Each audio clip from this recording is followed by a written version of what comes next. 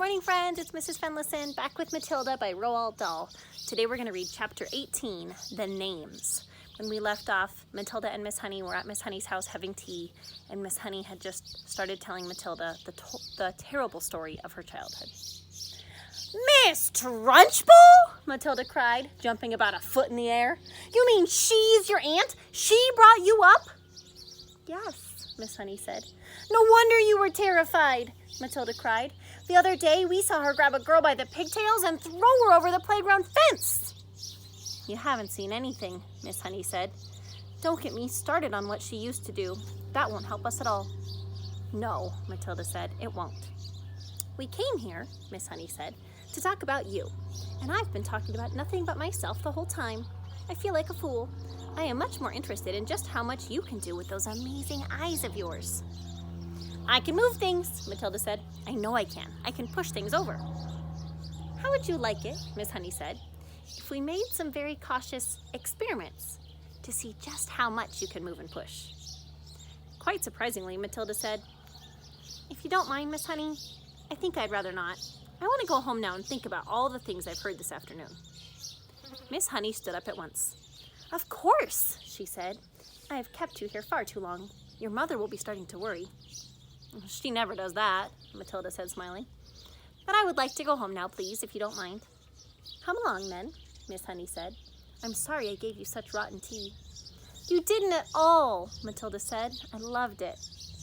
The two of them walked all the way to Matilda's house in complete silence. Miss Honey sensed that Matilda wanted it that way. The child seemed so lost in thought she hardly looked where she was walking. And when they reached the gate of Matilda's home, Miss Honey said, You'd better just forget everything I told you this afternoon. I won't promise to do that, Matilda said. But I will promise not to talk about it to anyone anymore. Not even to you. I think that would be wise, Miss Honey said. I won't promise to stop thinking about it though, Miss Honey, Matilda said. I've been thinking about it all the way back from your cottage.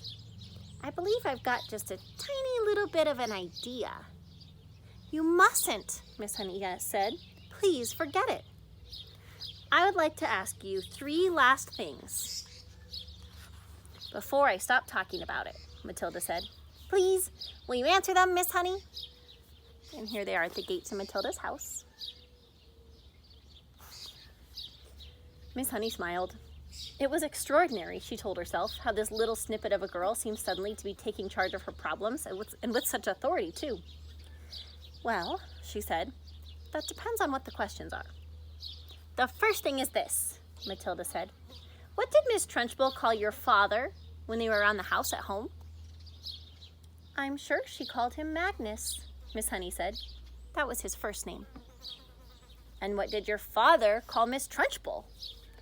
Her name is Agatha, Miss Honey said. That's what he would have called her. And lastly, Matilda said, what did your father and Miss Trunchbull call you around the house? They called me Jenny, Miss Honey said. Matilda pondered these answers very carefully. Let me make sure I got them right, she said.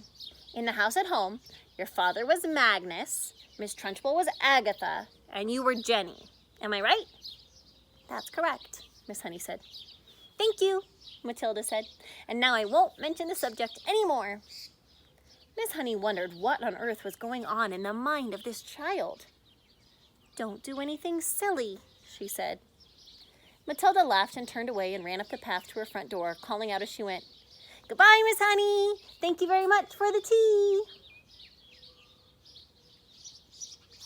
I wonder what kind of plan Matilda has going on in her head. Do you have any ideas? We'll have to wait till next time to find out. See you later, friends.